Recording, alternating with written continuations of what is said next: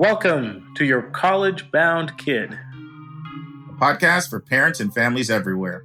Whether you have kids that plan to attend college or you have current college students, you want them in and you want them to graduate. You want a quality education that gives you a skill set to make a lot more money than you would have made if you didn't get your degree. I am Mark Stucker, and I'm a college coach from Atlanta, Georgia.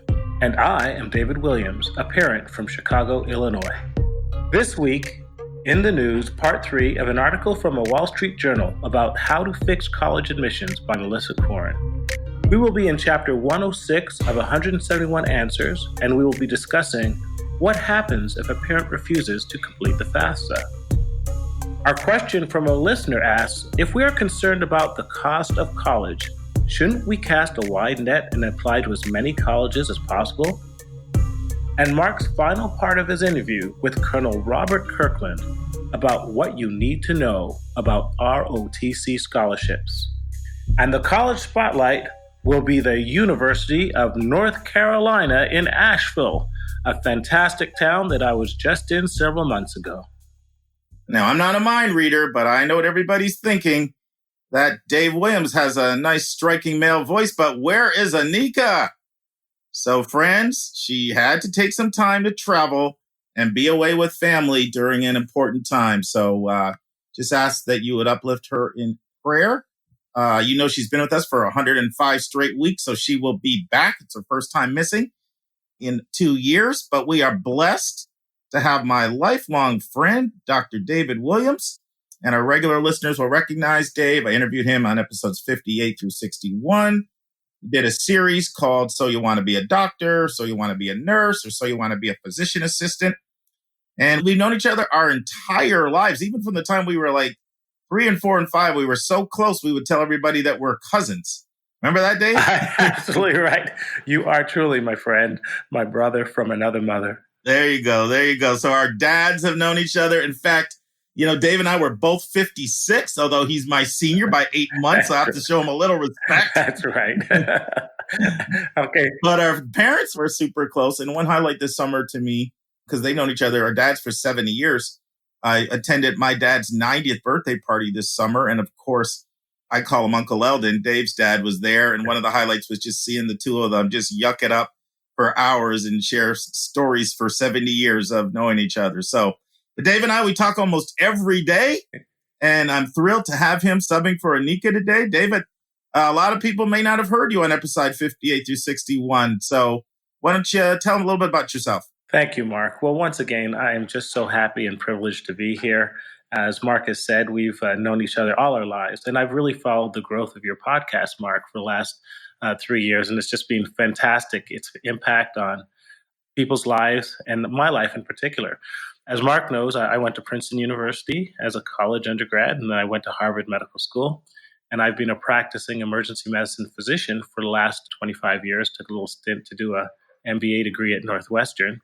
And I currently have a freshman daughter at Yale. And Mark was very instrumental in helping us with choosing her colleges and getting into the college of her choice. So once again, I'm just overjoyed to be in here and to impact other people's lives same way that Mark, your podcast has impacted our own.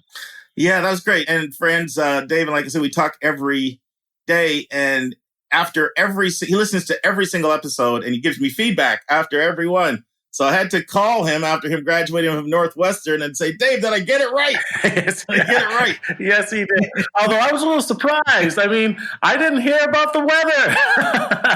I know. I'm listening, and you're talking about the beautiful city, and you're talking about its campus.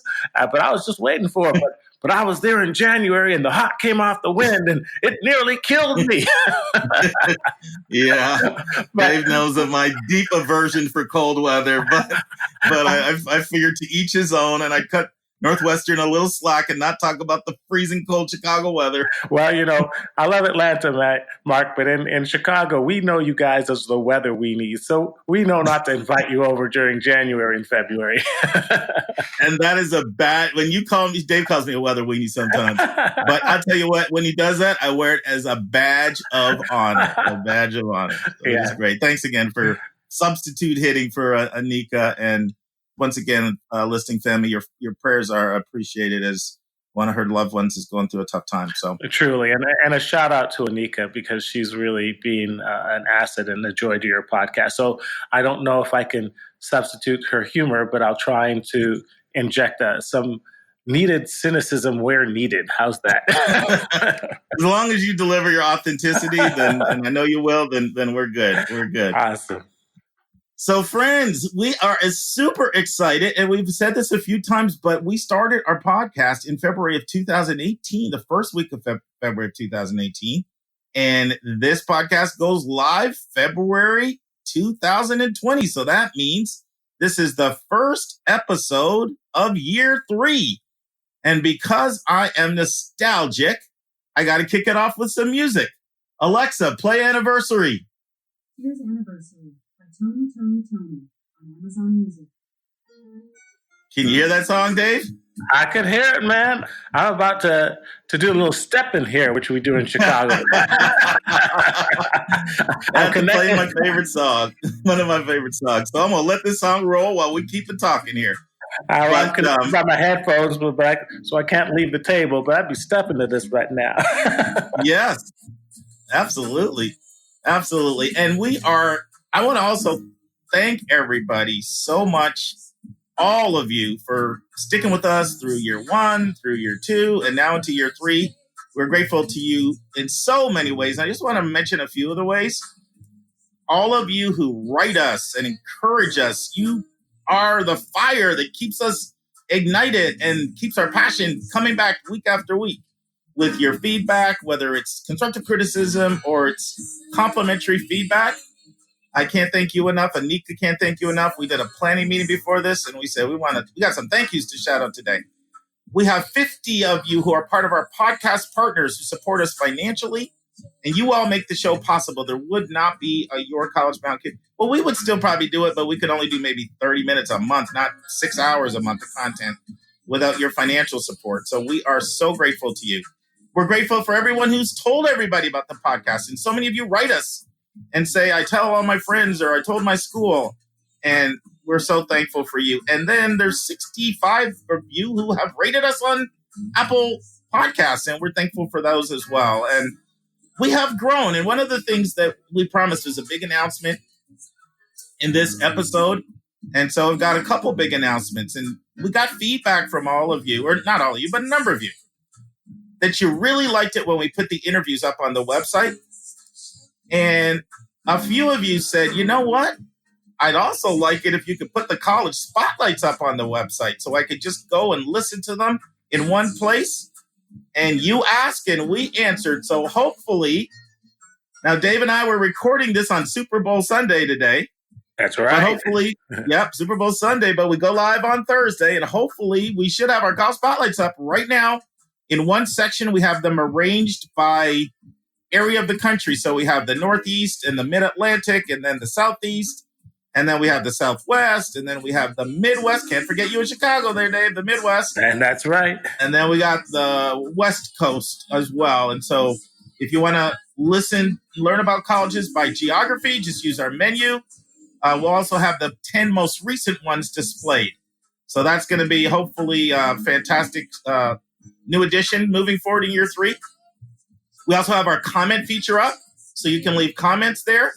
The big goal, and Nick and I talked about this before this podcast, for year 3 is for us to create more of a family feel amongst ourselves, to create more engagement, and really to truly become a community. And so the place for that is going to be on our website. So we've got comments after each of our interviews. We're going to have comments after the college spotlights. And so we think you're going to like that. And then second thing that many of you wrote in and told us was, can you please put your recommended resources up on the website? So that should be going live in February, and possibly even by the time you hear this episode, that may be up as well. And the way that's going to be set up is it'll have the episode number, it'll have the recommended resource, it'll have a link right to the resource. So if it's a website, it'll take you right to the website. If it's a book, it'll take you right to Amazon, and you can make a purchase there as well directly and just get your books right there that you want to read. So that's the other super big announcement we want to share today. The recommended resources and the college spotlights will now all be on the web for you to easily access. Any thoughts on that, Dave? I think that's fantastic, Mark. And once again, I do think the recommended resources have been such a value. I think having your interviews accessible the way that you have them is fantastic. And I really think that the highlighting of the college spotlights for me has become a favorite. Even though my daughter's in college, I still follow religiously to find out colleges I've never heard of or I've never appreciated that you brought to our attention, which I think is so important to expand the list beyond, the top 50 that you might have at U.S. News World Report and realize that there's so many wonderful options out there. Well, Dave, you're being beyond humble because I'm sure you remember this. You would not leave me alone about featuring colleges that fly under the radar that people may not have heard of. And you kept telling me, like you were the most vociferous of any of our listeners, that you've got to add a feature where you underscore and highlight and talk about some of these colleges. And I must have blown you off like 4 times for like the first year.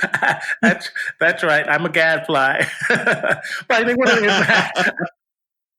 And so I was really encouraged when, Mark, you started that feature. And I can tell you that if I had to be a student again, I would be looking at Hawaii. Right on the beach in Honolulu. I would be doing my oceanography, even if I don't like the water. So, look, friends, Dave, nonstop after the college spotlight on Hawaii Pacific, and it still comes up once a week when I talk to him. He's either talking about Hawaii Pacific or London Metropolitan. One of those two, he said, that's where he would be going. Yeah, the dirty little secret is that after you turn 50, everybody becomes a weather weenie. So I must have been listening to that podcast, and I bike almost every day, and I think it was like, 10 degrees. And I'm listening about Hawaii Pacific University battling the hawk on the Chicago River, and I'm thinking, I can do that right now. Hey, more power to you, biking in 10 degrees. Because no, even when you were mentioning those Canadian schools, no, not me. Western and University of Toronto. I was just turning into an icicle listening to you. That's right. Yes. Oh, and second on my list is Santa Clara, man. Santa Clara. So yes, Claradise, as we call it. Claradise. My daughter went and visited Pomona. I'll just share this little anecdote. So she's there in Pomona. We're visiting in January, and it's 80 degrees. And I turned to her, and we're looking at this campus. It's gorgeous, and we're talking about the consortium, and we just walked down from Harvey Mudd and Pittsburgh and Claremont. If you've never been there, it's just amazing. It's like 5 colleges on one campus almost. And I look at her and say, "What do you think?" And she's like, "It's okay." So I turn to her and say, "Lauren, it's January and it's 80 degrees. And she goes, "It's okay." And I said, "And in Chicago, it's minus 10 degrees. And she still didn't get it. And I said, man, the deficiencies of education. Well, it's interesting you say that, Dave, because a couple of things. One, as you know, Claremont colleges were the second choice to my daughter after Davidson. That's right. She did a fly-in program there, visited twice, actually. But last week, I believe it was, I announced that 9 California schools are flying me out for 7 full days, and I can't wait to go to Cali. Yes. And I never shared what those schools are because I said we'll do college spotlights on all of them when I come back. But those schools are Pomona, Harvey Mudd, Claremont McKenna, Pitzer, Scripps, Whittier, Redlands, Occidental, and California Institute of Technology, Caltech. So those are the 9 schools that I'll be visiting, and I'll be doing spotlights when we get back on them. But, one other thing I want to share is because we announced this like about 6 months ago when people were doing our survey, our college podcast survey, which hint, we still would absolutely love you to do the survey. If you haven't done it, you can just go to yourcollegeboundkid.com and look under the About Us section and you'll see survey. Or we also put the link in every one of our show notes. That survey was instrumental in so many decisions that we made.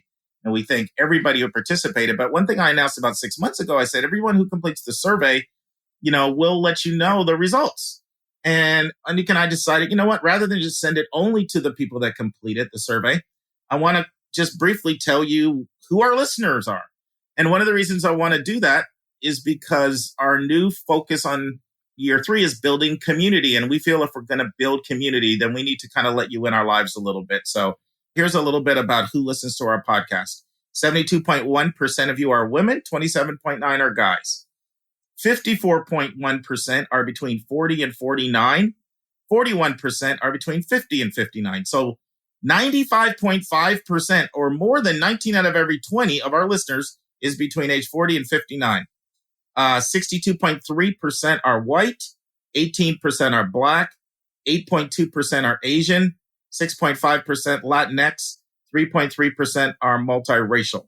As far as household income, 11.3% make over 500,000, 9.4% make between 300 and 500,000, 17% make between 200 and 300,000, 37.7% make between 100 and 200,000. This is household income. 15.1% make between 50 and 99,000, and 7.5% make under 50,000. As far as education, 11.8% have doctorate or PhD degrees. 39.2%, this would be an additional 39.2, not a total. 39.2% have master's degrees. 35.3% have bachelor's degrees. 3.9% have associate's degree, and 2% have some college. As far as how often do you listen, 57.4% say they never miss an episode. 24.6% say listen to most episodes. 6.6% listen occasionally, and 3.3% say listen to half the episodes. And a couple more things I'll share with you. We asked of all of our sections, which are the most helpful. And we asked, were these sections extremely helpful, very helpful, somewhat helpful, helpful, or not that helpful? And in 4 categories, extremely helpful was the number one answer. And they were the book chapter discussion, the interviews, the show notes, and the recommended resources. In that order. Yeah. I was shocked. And the most popular section was the book chapter, followed by the interviews, followed by the show notes. And Nick and I didn't even think anybody looked at the show notes. So that's when we went back and said, we got to upgrade. And then recommended resources. And then one section, question from listeners, very helpful was the most common answer. And it was slightly more people said it's very helpful than extremely helpful. And then we asked, what do you think about the length of the podcast? Too short, too long, or the right length? And 80.2% said it's the right length. 8.2% said it's too long. And then there were 10% of all kinds of random answers, like 2% said it was too short. And some people said sometimes it's too long, sometimes it's not. And then we asked, do you listen all in one setting or do you stop and start? 52.5% of you said you listen to it all in one setting. 45.9% said you treat it like an audiobook. You can stop and start.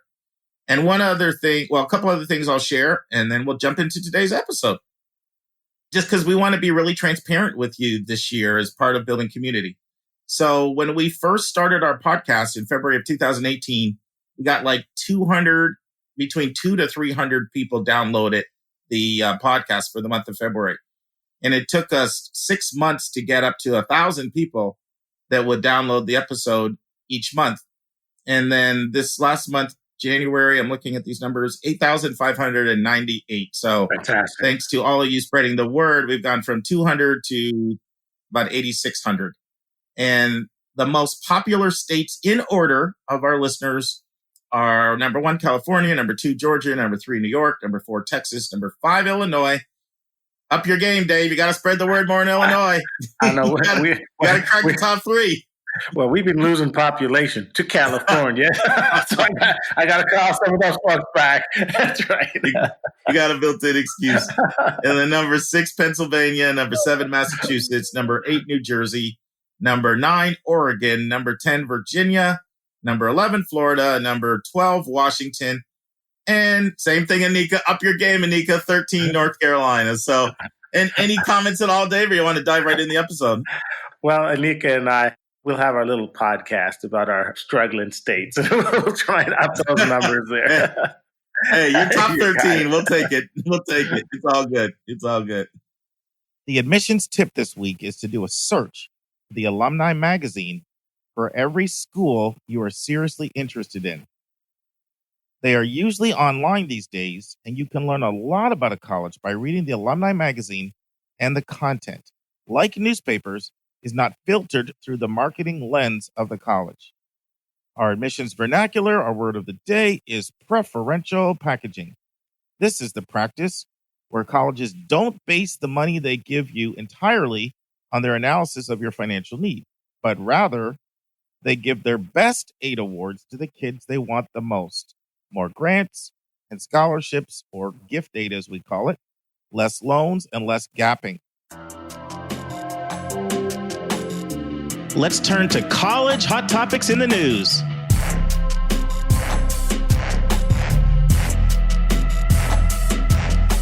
All right, take it away, Dave. Let's kick it off. Well, I think this section is the article on how to fix college admissions by Melissa Korn. Correct. Yep. From the Wall Street Journal. Mm-hmm. I believe that you and Anika in the last few podcasts, there were 10 points, and points 1 through 7 were shared in the previous two-part podcast. So I really encourage the listeners to look those over. They're fantastic. So what we're going to cover today is points 8 through 9. So point number 8 was... hey, Dave, before you dive in, there was something I wanted to say about point 7 that I never said last time. So that was about whether, schools should go test optional or not. Right.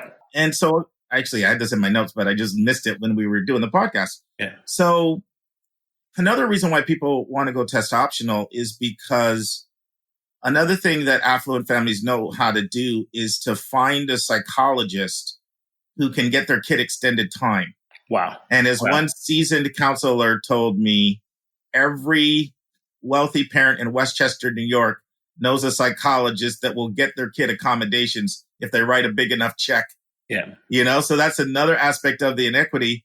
And the other thing I wanted to share is that, while it's true that most of the time when people are test non-submitters or they're test optional students, it's because their test scores are more modest and they don't think that it represents them as well as other aspects of their application.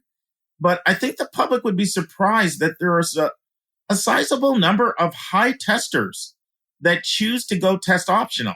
Yeah. And they just say, you know what? I just don't believe in tests. I don't believe that this is a reflection of how I should be evaluated, even that I did extremely well on the test. Yeah. And so even that my test scores probably would help me, I'm not going to submit them because I fundamentally don't believe the test should be a way I'm evaluated. So just those were all points on point 7 that were supposed to be in last week's episode. Yeah. I wanted to get them in and just get them off my chest. And, Mark, I think that those are really important things to emphasize. You and I talk about access and equity all the time. And I think the colleges are starting to grasp this. As we deal with increasing inequities in our society, the growing gap between rich and poor, that if we really want to be fair, we have to understand how much we are exacerbating the system when we have tests like the SATs and the ACTs that can so easily be influenced by test prep and by access to resources. So I for one, I'm a big proponent of test optional. It could still play a role, but it's clearly disproportionate and clearly inequitable when we look at how easy it is to game them with just access to better resources. And one thing I have to say, Dave, having worked, of course, personally working with, you and your beautiful wife and working with your daughter through this whole process, one thing I always respected about the approach that you took is there was no entitlement from you whatsoever. You were upfront. You acknowledged that you're coming from a place of privilege, not only income, but one of the best private schools in the country and all the best of other resources. Your wife's also a doctor. And you said, you know what? I don't deserve any kind of break. I don't deserve any break. Like, my daughter should be able to have test scores as high as anybody in the applicant pool. Her rigor should be the same as anybody. Her grade should be the same as anybody. And of course, they were. We're not going to share her stats here, but you don't get into Yale with not having a killer curriculum, grade scores, and extracurriculars. And she had all of that. But you didn't expect any break. You were conscious of your privilege, and you believe that, that you should be held to the highest standard. And I just appreciate it. Just want to personally say I appreciate it that you didn't come at this with any entitlement, because I do work with other people that are very privileged, and sometimes they have an aura of entitlement, and your family and your daughter just had none of that. So I just have to publicly shut you. Well, thank you, Mark. And you remind us that if you're paying $40,000 for your kids to go to public school, private school, if they're getting an extra $2,000-$3,000 for test prep, your child better be hitting it out the park. There's no excuses. Whether that goes for every race, that goes for every creed, that goes for every situation. It's a matter about money in this country. You have the money, and your child has all those privileges. There can be no excuses. And Mark and I have worked with other kids who they can't even get the fees to get into the subject tests. So, yeah, long discussion. We'll cut that one short, but we've talked about this many times. Yes, awesome. So let's transition now into point number 8 in Melissa Korn's excellent article. Okay, well, 8 was eliminate early decision.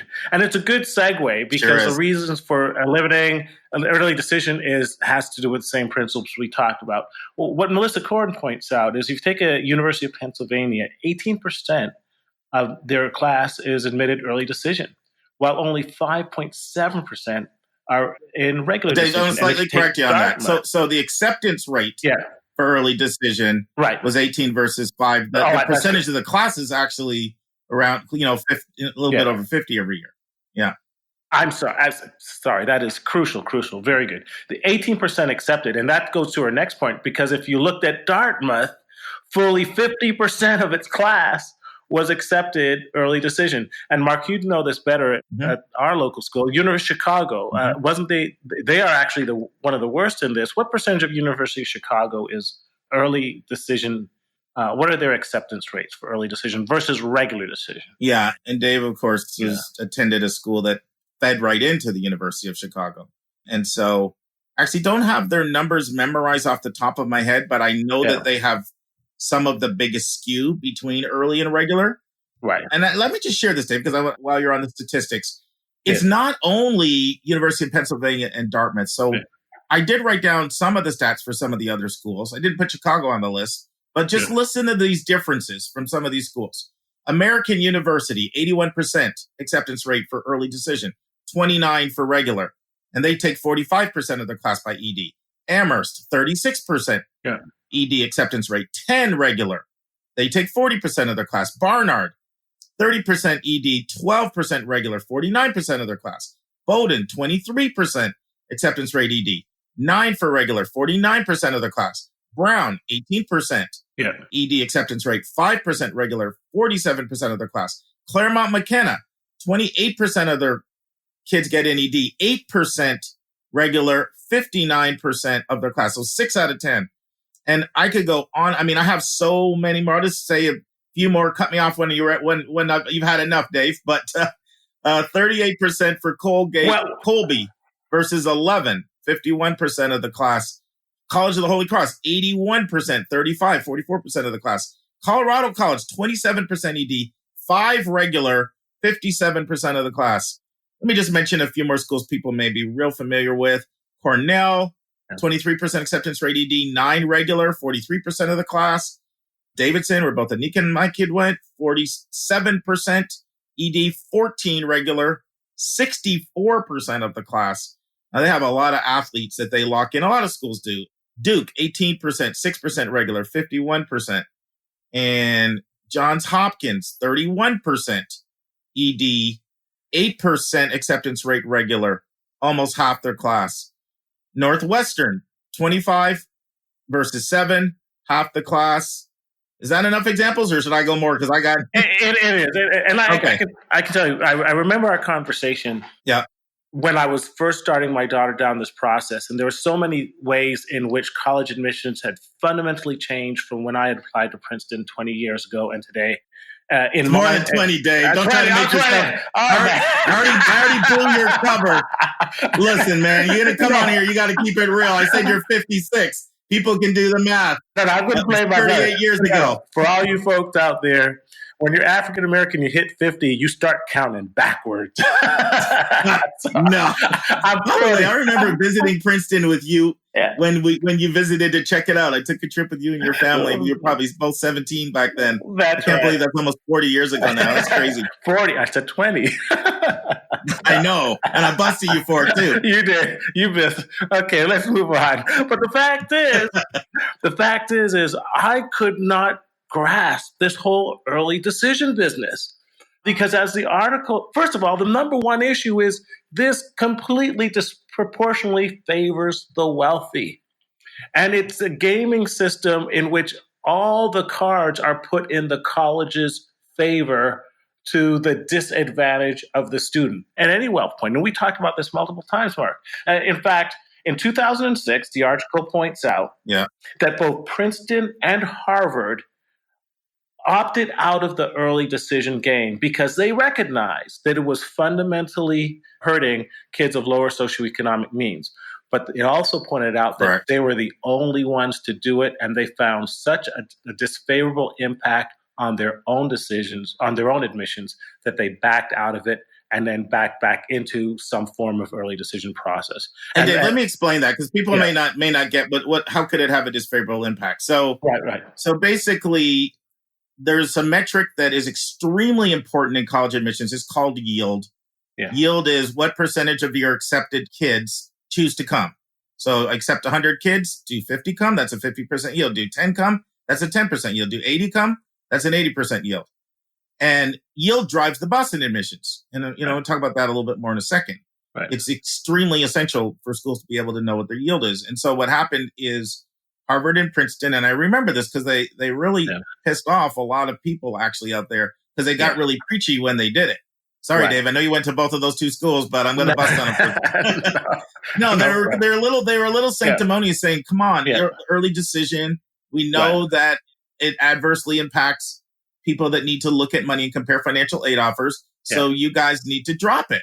And a lot of people were upset, and because they're like, it's easy for you to say you guys get anywhere between 70 to 80% yield, so you can afford to walk away from it and get the kids that you want. We're struggling over here. We got to lock people in.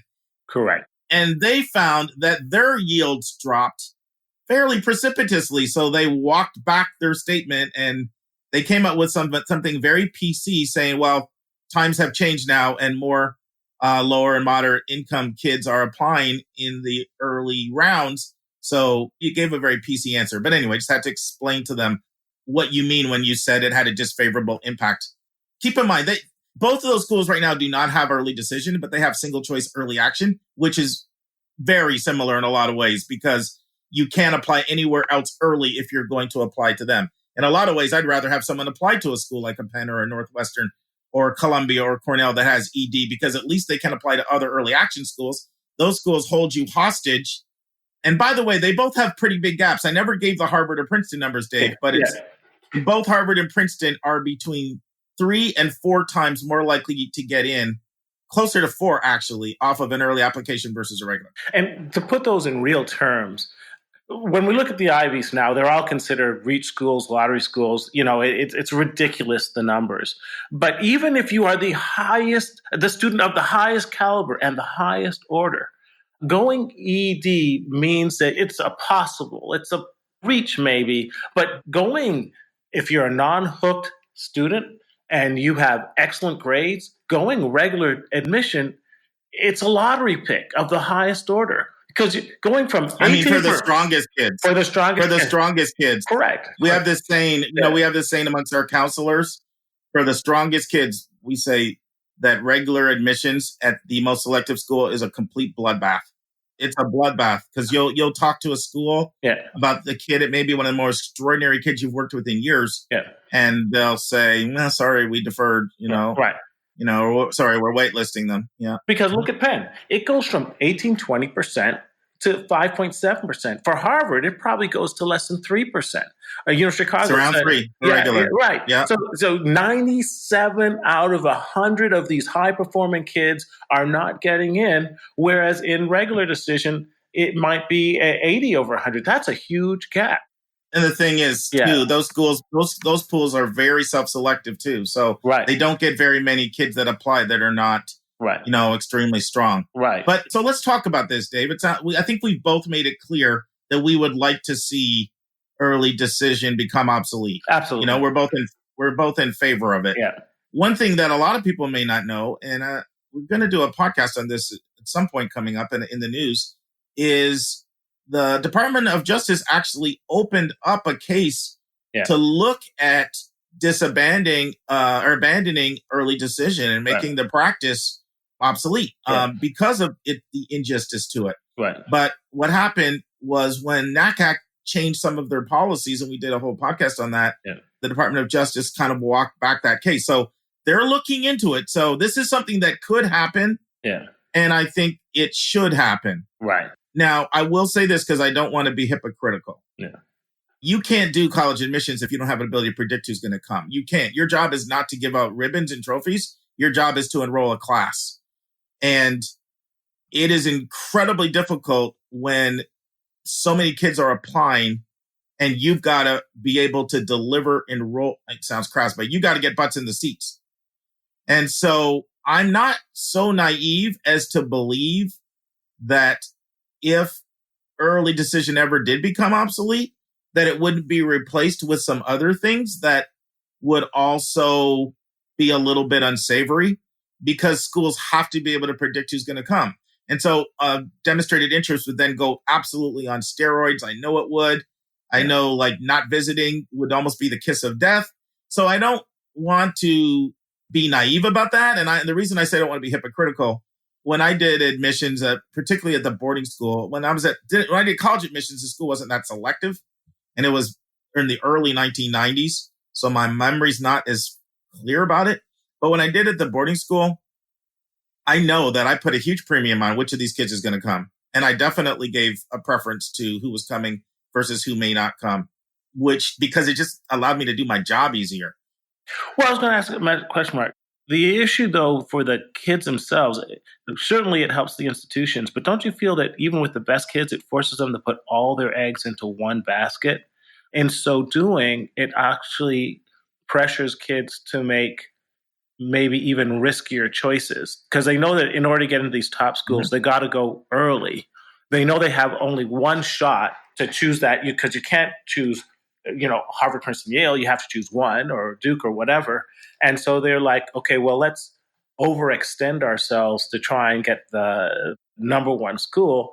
So it might put them at a disadvantage because they're making not the great choice. And now they've sort of blown their early decision shot, their best shot to get into a school. And now they're back in the regular pool. Whereas if they had maybe gotten a more realistic shot early, they would have gotten in. But am I making my point? How it gets much more risky as a lottery choice almost for kids? So you're mentioning a lot of the reasons why I would be an advocate of doing away with it. Yeah. Right? For all these reasons and some others. I mean, one of the biggest reasons is your inability to compare financial aid offers. Right. That's huge. And even that these schools tend to be very generous on a need-based analysis, you don't get to see what a merit type package would be like compared to a need-based package. And also a lot of wrangling and haggling goes on after aid awards come out, and schools do make changes. So you don't get the ability to have a school go back and alter their aid award. So these are all the reasons why I don't think it's in students' best interest. But from the institution standpoint, Dave, it is in their best interest because, once again, you have to get your class, and you have to get your class in multiple different constituencies, and you have to ensure a balanced class as close as possible to 50 states, as many countries. Okay, right down to the people that play the bassoon and the harp. Right. Down to instruments and down to positions with athletes. And you got to keep your development office happy with some donors. And you can't piss off the alumni. You have to have enough of those kids, and you have to have gender balance, and you have to have certain kids in certain majors and departments so that, faculty aren't laid off. So it goes on and on and on and on with all the different constituencies that you have to please. And what you're doing is you're locking in kids that are good enough to do the program, and you don't have to compete for them. And it makes it so much easier if you can put out one offer to get one versus have to put out 5 offers to get one. And so the trade-off that the kid maybe possibly you weren't even the best match for them, maybe they didn't fully vet you or even get to visit you or research you, and maybe there's a little bit of inherent risk in there.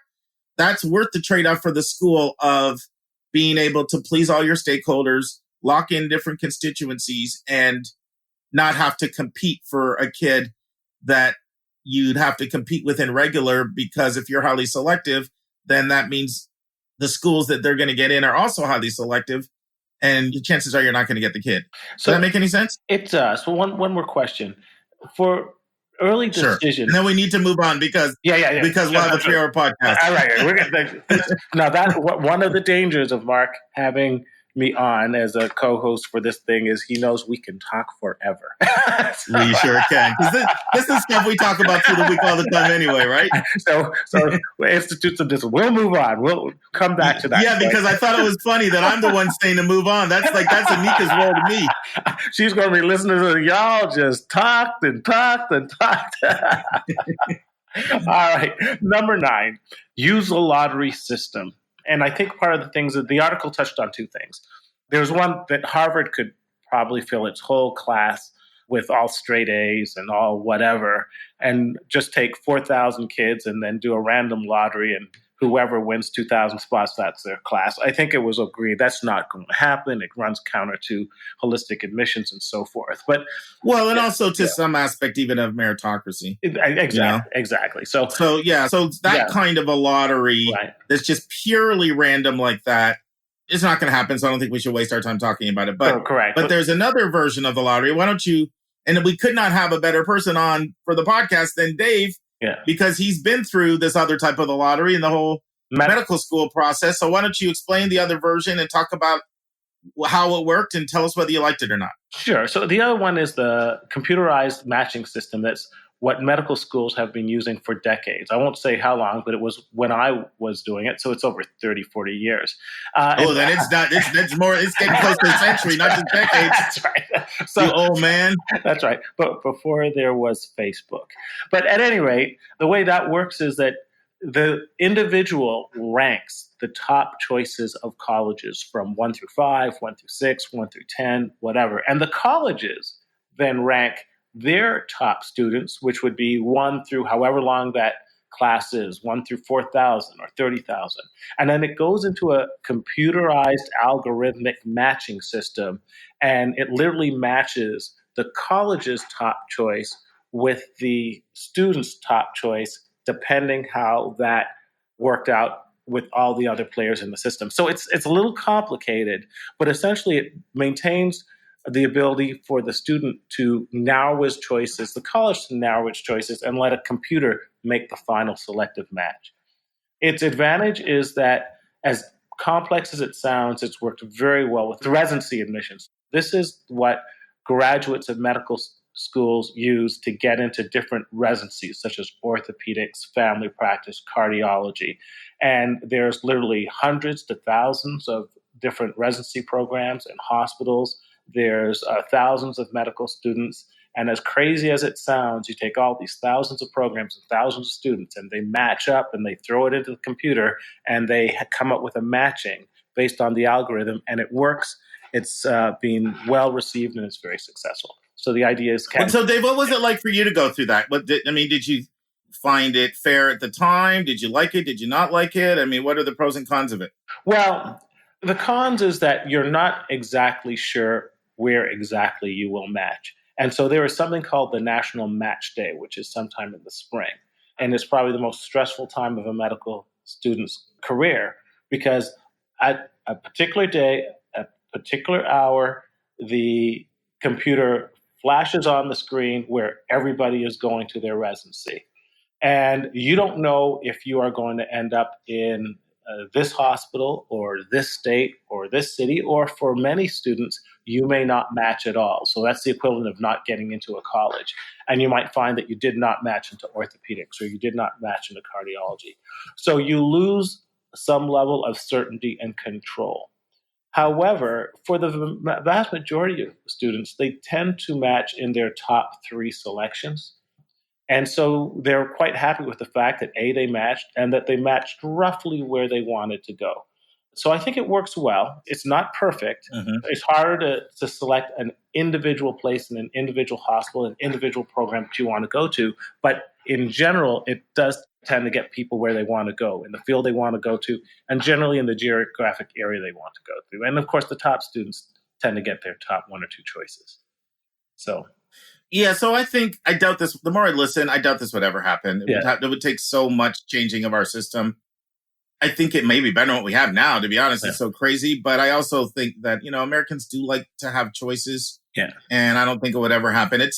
one of these podcasts, I'm going to do an overview on a program called QuestBridge, which is the number one program that colleges use to find gifted and talented, under-resourced kids. 40 selective colleges in the country, 40 of the most selective colleges, enroll anywhere up to 2,500 to 3,000 kids a year from QuestBridge, and approximately about 1,000 of them come in through this system you're talking about, Dave. Yeah. They've modeled their whole matching system after the medical school residency program. And I'll talk about that program sometime in the future because, I mean, it can be an outstanding opportunity if you're gifted and talented and under-resourced. And I'd like our listeners to know about it because we do have a lot of college counselors that listen. And can I add that this system, I think, presumes that you eliminate all potential hooks. So if you are a college that has legacy admissions or athletic admissions or other things, I think it makes it a lot harder to incorporate those type of preferences into a pure computer match. And so I think it's unlikely, based on what's the chances that colleges are going to get rid of all those other issues. Well, the only thing I'll say about that is QuestBridge, once again, was completely modeled after the medical school residency program, and it doesn't eliminate those. It doesn't eliminate those because when schools read the files and they do their ranking, they can take any of those factors into consideration. Okay, that's so. But I think that's enough for that's enough for now. Let's move on to our last point. Number 10, overhaul the tuition model. And basically, it said two things: that the schools need to change the published tuition rates to better match the actual costs of college that they're charging. That the vast majority of kids are not paying full tuition, that they are getting grants and subsidies to greatly reduce that, and it'd be better in the college interest to actually reflect those lower costs. And that, number two, schools could be more transparent in breaking down the net cost for tuition, room and board, and other incidentals over the 4 years so that people don't feel that they are blindsided by all these ancillary costs that are not quite reflected in the upfront posted tuition, room, and board. So 2 questions for you about that, Dave. Yeah. 1, do you think that's fair? Yeah. Do you think it's a good idea? And then 2, do you see it as being implementable? Yes, I think it's a very good idea. I think that the schools are now suffering a backlash because there's a whole sense that colleges might be a ripoff in terms of how much they cost. It's fed into the whole student debt issue. Kids are not paying for college, and is it really worth it? And anytime you can say, hey, look, we're not actually charging you $80,000. It's only $30,000, a much better deal. I think politically that's much more in your favor. But more importantly, I think it gives people, anytime people can have a much more realistic sense of how much college can cost, it gives the individual the ability to plan for it better and to make better choices than trying to game the system and saying, I'm getting into this $80,000 college. Are they going to give me the $40,000 in tuition help that I'm going to need to actually make it affordable? Does that make sense? Yeah, so this is a tricky one. Yeah. When it comes to whether schools should be transparent in their pricing, I mean, that's a slam dunk, easy case. Of course they should be. And there's legislation in Congress now that actually both parties agree with. And so this is something I'm actually, maybe even of all the 10 things on this list, the most optimistic that you'll see change when it comes to transparent aid awards that clearly lay out the cost of college. Right now, we did a podcast on this. Right now, it's insane. With I'll put that in the show notes for those who want to go back and listen. But we talked about how there's over 100 different terms being used by colleges to describe the unsubsidized federal loan and how the confusing of loans with grants. And so right now, it's like, you need to be extremely experienced with this just to even understand what they're asking you to pay and what they leave off. Right. And what they don't say and how they inaccurately represent costs. And so now not everybody, but the average college aid award is terrible. Right. It's confusing and it's not accurate. So that absolutely has to change. But this is just 2 different points in here. One is, should aid awards be transparent? Yes. The other is, should schools reveal this is what their actual cost is and that's what you pay? Now, let me tell you why that's trickier. For so long, schools have relied on the high tuition, high discount model. So right now, what colleges do is they have their weaker applicants that just squeaked in. They're the ones who are paying full freight, and they're subsidizing for their stronger applicants. And it's the term we used in our admissions vernacular, it's called preferential packaging. Right. You know, and colleges actually would push back aggressively if they had to list their sticker price and everybody sort of had to pay that sticker price, because what they really want to do is they want to be able to attract the stronger applicants with financial aid, either merit or need-based, that they get in from the weaker ones that squeaked in. Right. So in other words, if you have a kid and it's a wealthy kid and they're just so happy to make it into College of the Holy Cross, I'm just naming any school off the top of my head, like, I can't believe I got in, they may pay full sticker price because the family has the ability to pay it, and they're thrilled they got into a school of that caliber. Right. And colleges are relying on that, not only to get enough revenue to pay their bills, but to have enough money to be able to dangle in front of the kids that they really want, that are harder for them to get. And so from a school standpoint, they would feel like you're hindering our ability to attract and recruit the strongest kids that we really want. So to me, it would be a little more difficult to implement the complete transparency on the pricing and getting rid of the model we've had for decades now of high tuition, high discount. But at some point it has to break, right? At some point you feel like the backlash has to be like, we're not paying $100,000 for this, especially with the growth of online and the growth of hybrid models and, you know, certificate programs and so many different programs that are out there. At some point, colleges are in trouble right now. They're struggling. And a lot of them are going to be closing with the changing demographics over the next 15 years. So something has to give. I agree. And let me tell you, as a parent who's paying over $80,000 for college, that top line number for most people outside the United States is absolutely ridiculous. If you're in Toronto, if you're in Canada, you can go as an American student to McGill and pay 1/3 the cost of going to an Ivy League college. And when you think that the average cost of a private school is almost double the median wage of a household, the colleges are under increasing pressure to answer this question. Is that worth it? Is that exploitive? I'm reading here that, you know, one of the candidates who will be unnamed, his cost to eliminate all student debt is $1.8 trillion.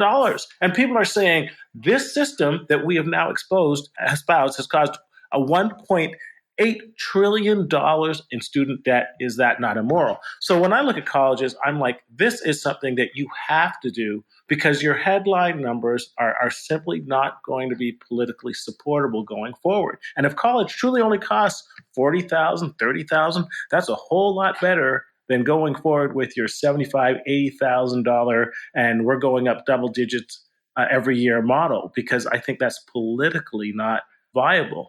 So I think what you're saying is advisable in a lot of ways, but I'll tell you the other side of it, Dave.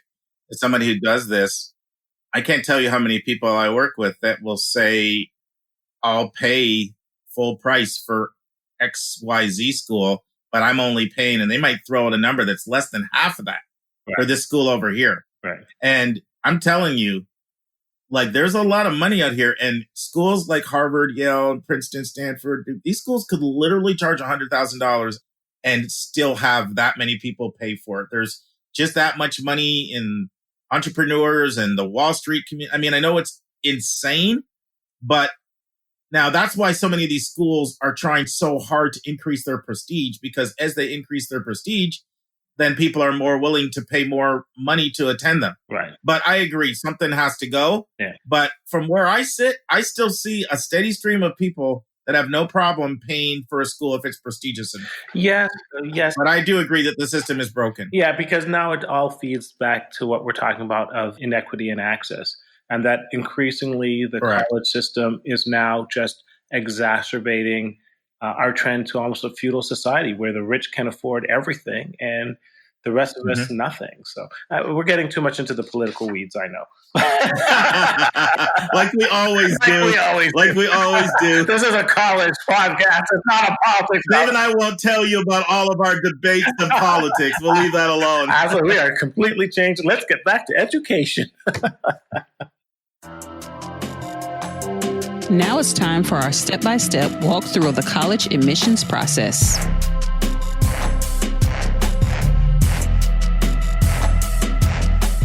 All right, friends. So we are in chapter 106 of a book I wrote called 171 Answers to the Most Asked College Admissions Questions.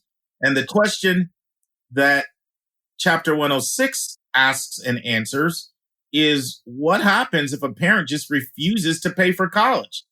Dave, you've read the chapter. Tell us what you learned in the chapter. Okay, let me go through this bullet points because we spent so much time on somebody else. So what happens if parents don't complete the FAFSA? It's really simple. The student will only be eligible for a direct, unsubsidized loan, and this is not guaranteed. The student will not be eligible for a Pell Grant or a subsidized loan. So essentially, if parents don't sign the FAFSA, they're not going to get expected EFC from the college.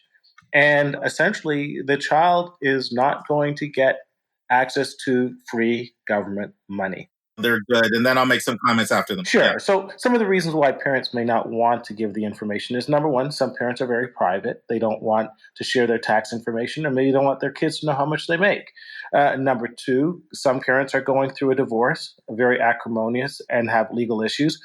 Number three, sometimes it's a step parent, and they don't feel obligated to pay for the biological parent's child.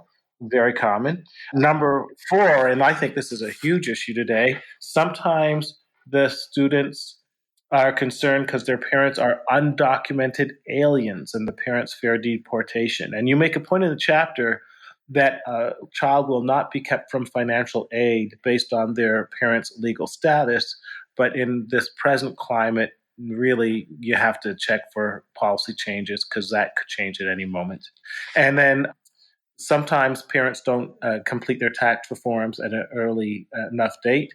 And sometimes people are going to college in their small town and they think that the college can accommodate them, but this is a federal program through the Department of Education, so they really do have to complete the FAFSA form.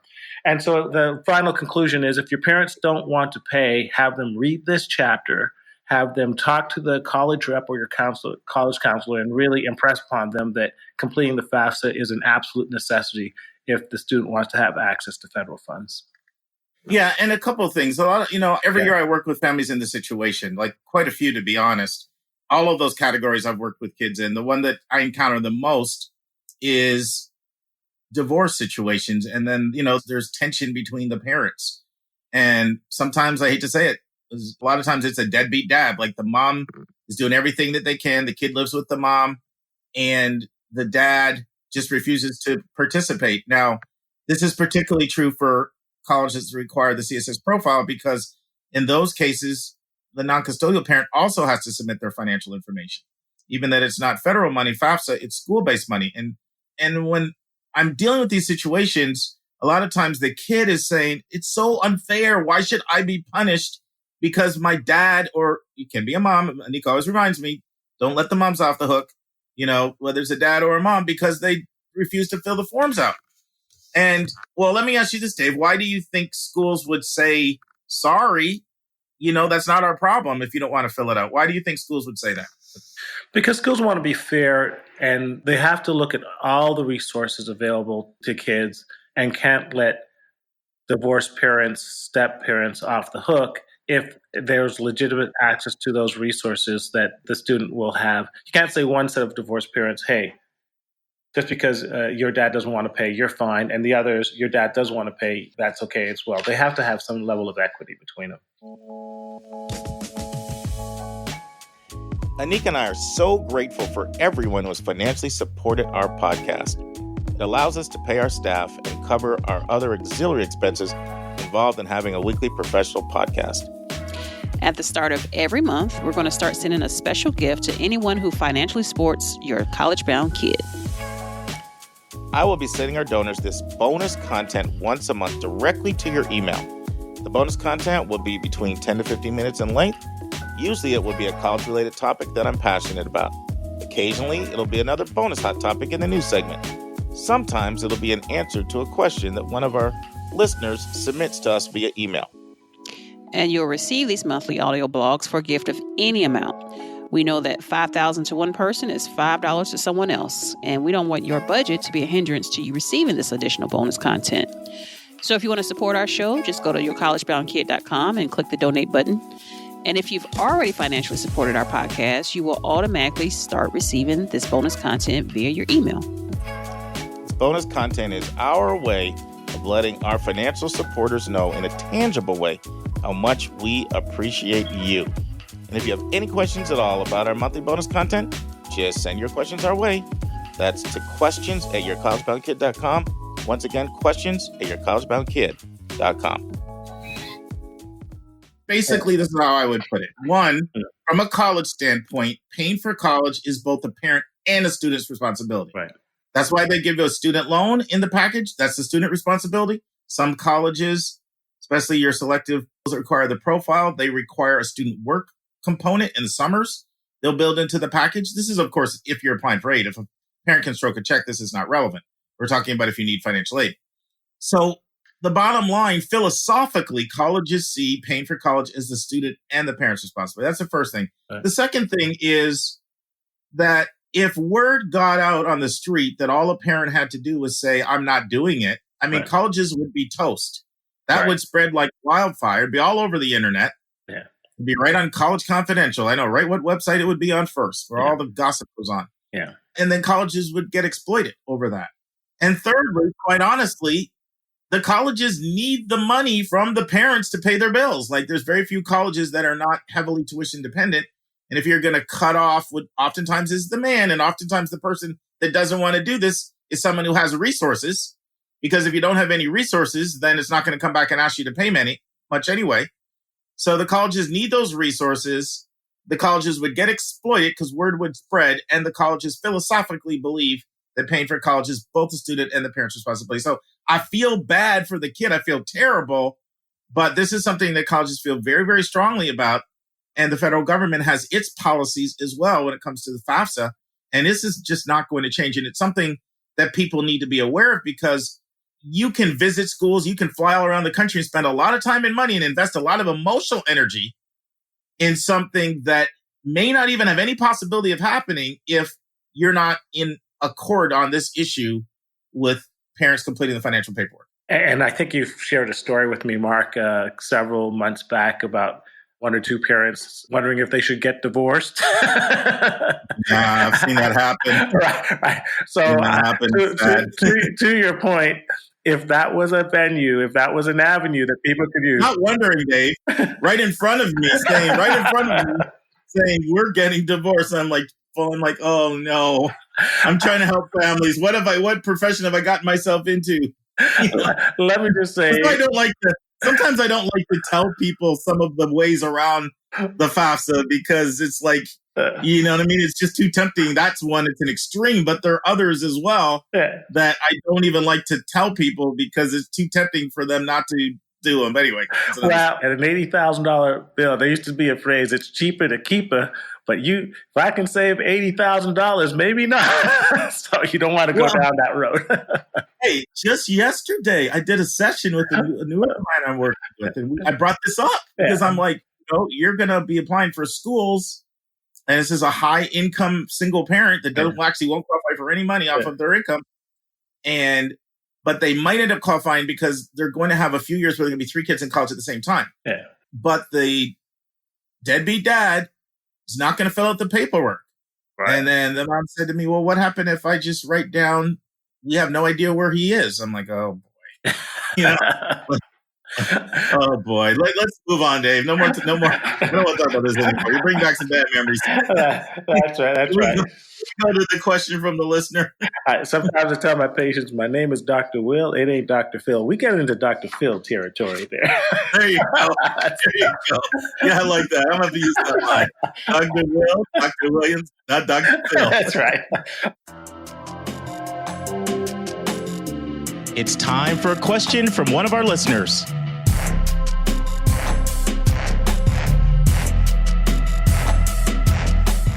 A question from a listener. Recently, you had a discussion where there was a suggestion that forcing a limit on the number of colleges applied would be a good thing. The argument was that this would lead to a less stressful application process. That's probably true. But I think most of what your program is teaching us points in the opposite direction. The prospect of paying hundreds of thousands more than you need is very stressful as well. For the super majority of parents, 4 things are certain. Number 1, we don't know for sure which REIT schools are possible admits. Number 2, we know we can't pay full sticker price. Number 3, we don't know how much financial assistance will be afforded our child. Number 4, a quote-unquote highly ranked school with a large endowment may be less expensive than a lower ranked school that provides merit money. At the top of the show, you mentioned that people want what people want out of a college selection process. I would argue that as a parent, you want your child to get into the best, every family has their own definition, school possible at the lowest price. It's a value proposition. There are dozens, if not hundreds, of schools where your child would do well. The same way you might look at multiple dealerships for essentially the class of car, I think you have to look as many schools as you can. The only way to play out this game is to cast the widest net possible. It's only through having more specific financial information can your family gain any leverage. I would love to hear your comments on this approach. Love the show. Keep up the great work. That is from Michael in Texas. Yeah, and this was such a great email that Michael sent in. And I have to apologize to all of you who have sent questions in. And I've said, we'll take your question on episode 121 or episode 113. Because Nika and I talked, we had to call an audible here and bump everybody's question back to a different week. Because 1, this was an important question. And 2, this pertained to the part 1 of how to fix college admissions, where one of the topics was limit number of applications. And Anika and I were both in favor of it. And I can understand why Michael feels the way that he does. I'm going to explain in a second why I have a different opinion. But what were your thoughts, Dave, before I comment on? I have quite a few things to say here. I wanted to know what your thoughts were, because I thought you brought it up when we talked about this before you recorded. Well, first of all, Mike, I can say there's a parent who's gone through the process. Man, I relate. I completely relate. I can tell you the story that when I had my first session with Mark, and he really I remember inculcated on me. Okay. Here's what happens. Here's what's happening. Parents, I understand. You have what we term the freak out. It's where you go to the very edge of that psychological cliff. You peer into the abyss of college admissions, and all you see is doom and gloom. So, Michael, I get it. In fact, Mark, didn't I say the first time we came over the college list, there were like 30 schools? It was ridiculous. You had so many schools on there. Because you wanted to fight me. I told you we got to make some cuts. Because we were doing the math. I said, if my child only has a 5% chance to get into this school, I got to multiply that by a factor. And so part of it is psychologically being pulled back from the cliff to reality. And Mark, I remember you told me, look, the reality is that you can only do 10 to 12 thorough, complete, and high-quality applications. And I concur, because I've been gone through this process and seeing what it takes. You can't do 20, 30 awesome applications. You're going to end up with 20 to 30 mediocre, and mediocre is just not going to cut it. You really need to cut it down. So the question that you answered for me, Mark, is how to address that. And it really had to do with getting a proper ranking, getting a proper distribution of, I think at the time you told me it was REIT schools, possible schools, probable schools, likely schools, and then utilizing a variety of resources from websites, YouTube, College Counselor, and selective touring of these schools to actually come up with that appropriate list. So it's all about the list. So let me give it back to you, Mark. Did I get that right? Yeah, for the most part. And of course, this is pretty fresh because Dave's daughter's a freshman at Yale. So it's not like he went through this 10 years ago. Like this is last year. You're doing this stuff. Right. The one point you're bringing up, which is an important point, which is, and particularly true with selective schools that do holistic admissions, is there's a lot of work involved in doing a really good application. Yeah. There can be as many as 6 college-specific questions. Yeah. college-specific short answer questions. Some schools even have more. There are expectations involving you visiting the school and maybe visiting the school multiple times and going to special programs and things that happen. There's interviews. It's just a lot of work. There. And meanwhile, you still have to keep your grades up. You're involved in your extracurriculars. There's certainly students, in some cases, haven't got their test scores yet. There's a lot of things you're juggling. And so you're trying to have some aspect of work-life balance and not tank, because grade trends are so important and you're taking your hardest courses while you're still, the college process itself is at least like another major, if not two more major, a second major class added to your list. Okay. So that's the one point. And it's an important point that you're bringing up is there's so much work involving doing a real good quality app that, it's better to do, say, 8 to 12 real quality apps than to do 18 to 25 mediocre apps, right?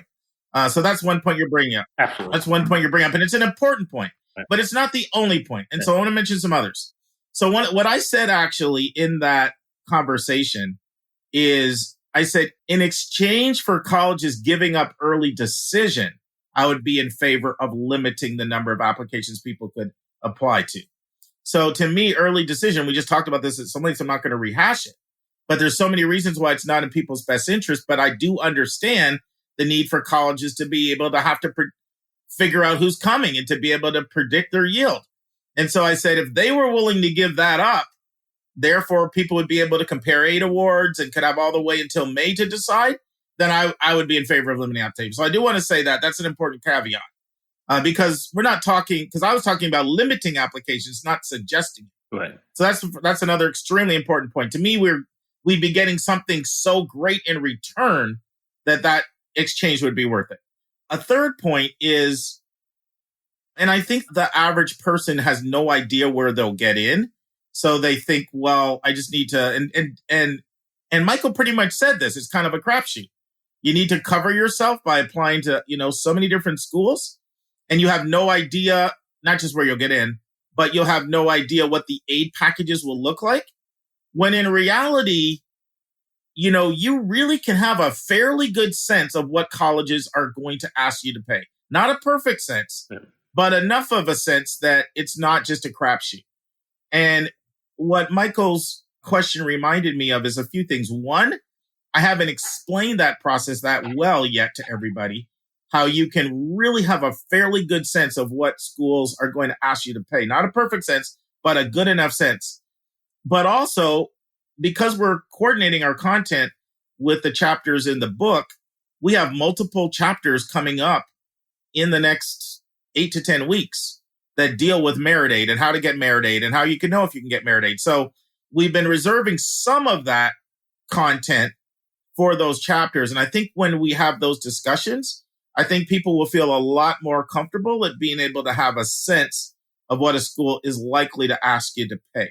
Right. And so those are all factors. And then I will also say, I will say this in fairness, this is what I do all the time. So I have a lot of track records with these schools where I've seen what they've done, who they admit, who they don't admit, what their aid awards are like, what they're not alike. I collect for all of my students that get financial aid. I ask them to send me copies of the aid award. So I have all that. So I do have some advantages in being able to build a list that the average person just doing it on their own doesn't. And it is important. It was actually important for me to hear Michael say that, to put myself in the eyes of a person who's just completely doing this on their own and recognizing how kind of overwhelming it may be at times. So I don't know if you want to comment on anything I shared there. Everything you said, I think, was fantastic. And I might want to add, in our experience, one thing that you really told me that we really took to heart was, number one, build a list where you love every school on that list. And say to yourself, I will get into a good college, and wherever I get in, I'm really going to love where I'm going to go.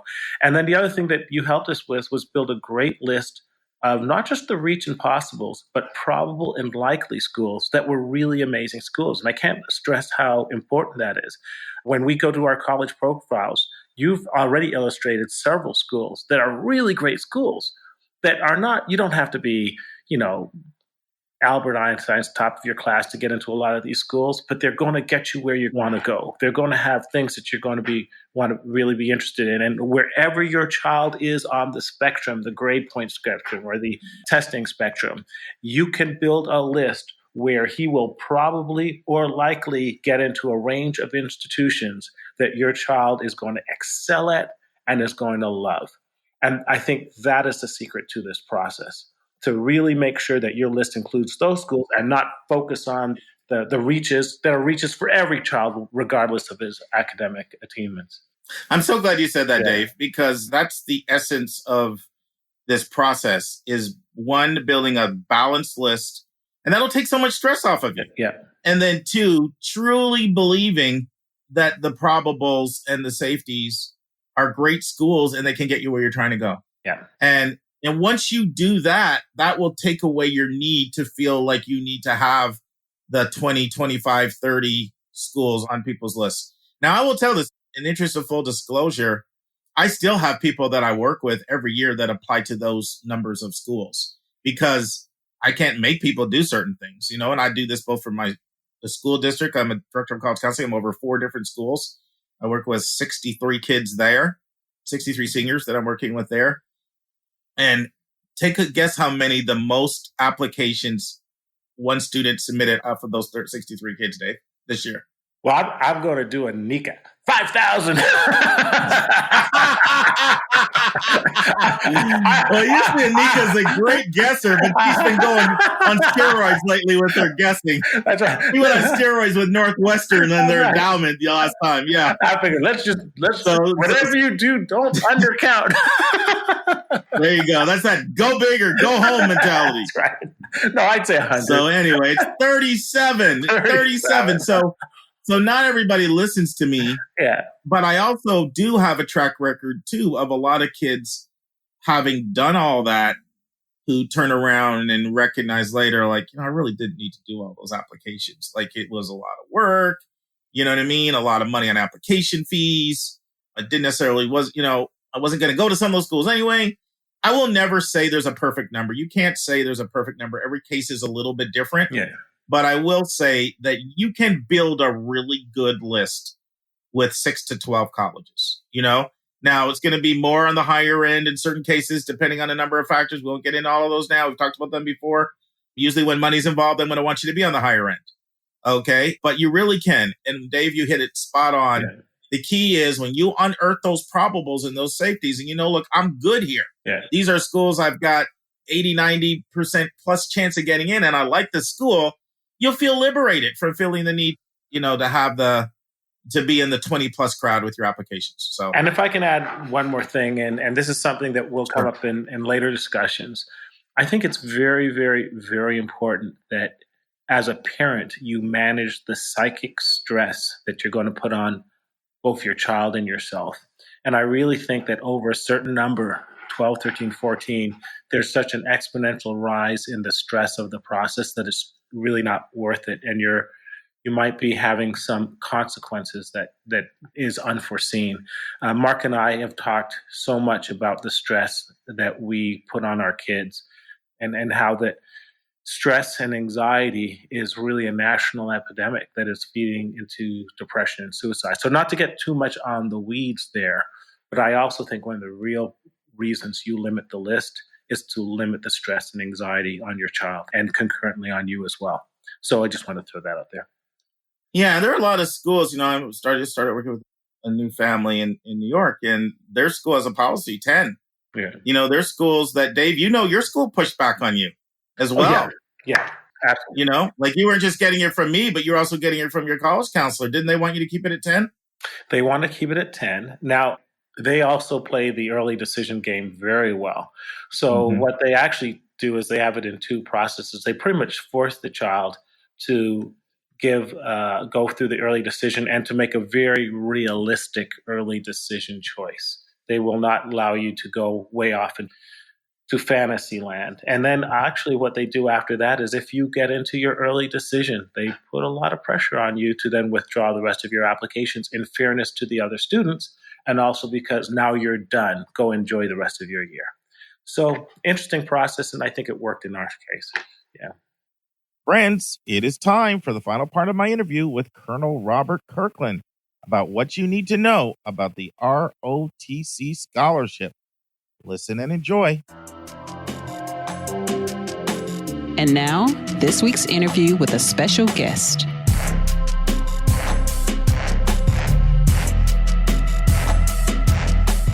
So if a student is trying to decide between a service academy versus an ROTC scholarship, obviously you're very familiar with both because you went to West Point, so you did the full-blown service academy.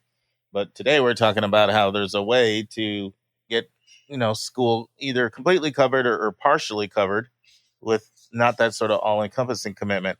How should somebody decide between whether they want to go to service academy versus go to, is the term you use civilian school? Is that the term you use? Regular school? Yeah, I guess it would just be, I guess a regular school, versus an academy. Yeah. So, right. So how should somebody decide which one they want to do if those are their, it's one of those, it's one of those things like, as we talked about earlier, Mark, it's about 6 hours a week. So the reality is on a college campus, you are not a ROTC kid all the time. The vast majority of your identity is not ROTC. It's doing your activities, being, joining a fraternity or sorority, doing all the things that a normal college student would do. Versus a service academy, you are in this environment of, where it's 24 hours, 7 days a week, military environment. So, if you're a type of person who wants to have that regular college experience, then I'd recommend you give ROTC a shot on campus. If also for our male listeners out there, the male to female ratio at academies is usually about a 70-30 split. So you're 70% male, 30% female. And most of our colleges and universities, as you know, it's 50-50 or, even shoots higher, female, male. Definitely. So, you're looking at, kind of a more male dominated environment at the service, or a male centric majority environment at the service academies. So that's certainly another, consideration. I would say that I never really understood when I went to the military academy. When I went out to the Army and was a second lieutenant, as I said before, the vast majority of your officers are ROTC. And I never figured out how in the heck these ROTC folks were just as qualified as I was. Even though I had been in, at West Point and done 4 years of, all of this training.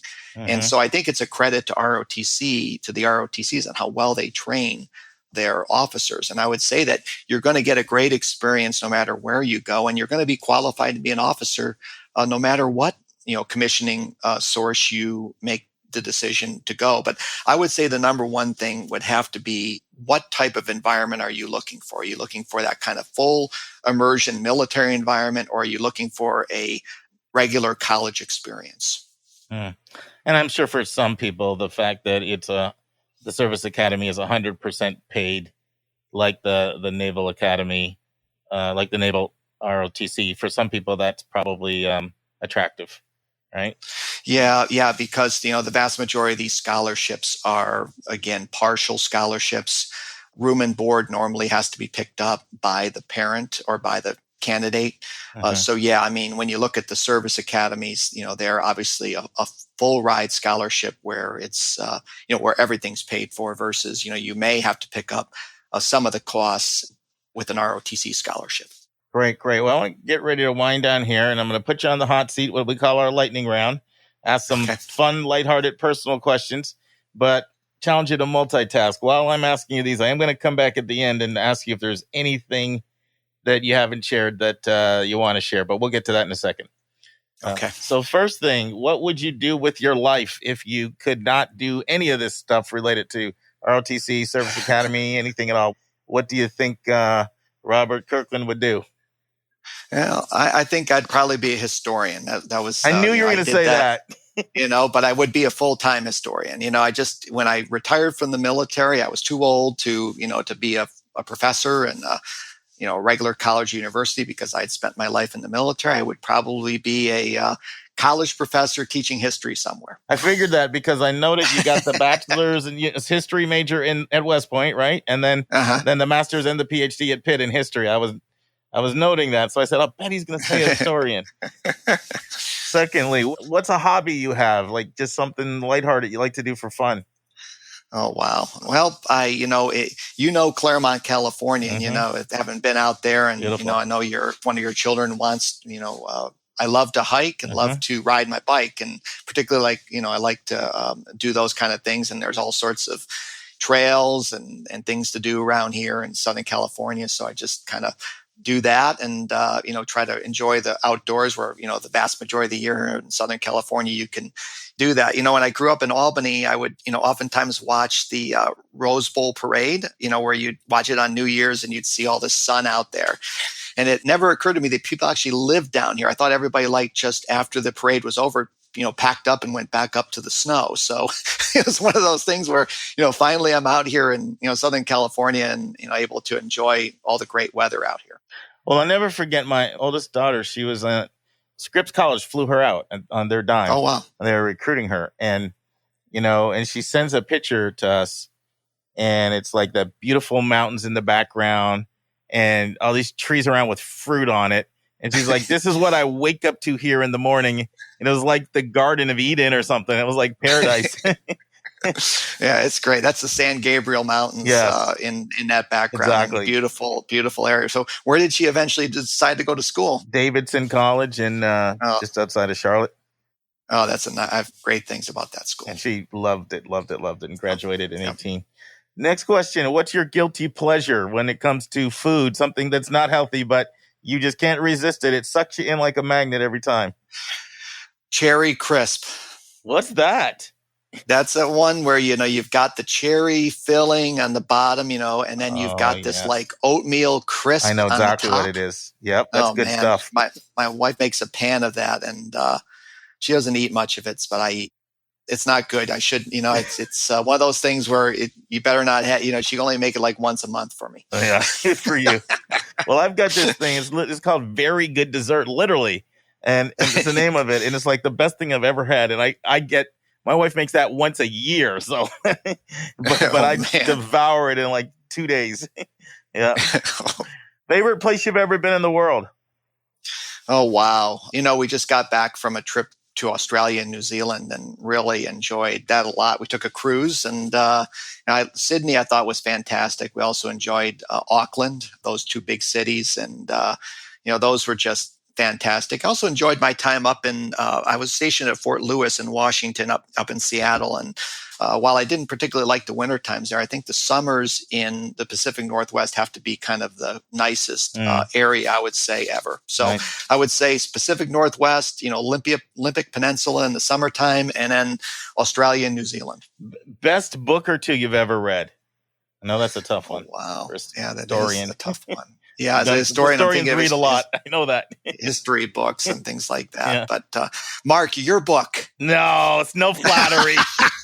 I'm not letting you get out with that one. Okay. Oh, geez, I'm just thinking about it here. I enjoy the military books. This latest book from George Marshall is really, really good. And I forgot the name of the author. I think his last name is Roll, R-O-L-L. Okay. And, George Marshall, as your readers might know, was a general during World War II and was the chief of staff of the Army. And then after the war was the architect of the Marshall Plan, that kind of the reconstruction of Europe. Mm-hmm. And did you know that he was the only active duty or actively serving officer that had a full career in the military that won the Nobel Peace Prize? Wow. So, and interestingly, the only other military person who won the Nobel Peace Prize who was in the military was Jimmy Carter. Ah, he was a Naval Academy graduate. There you go. History tidbits. Found a way to get history in there in the back door. Yeah. Uh-huh. Let's take a break to learn about Mark's recommended resource for the week.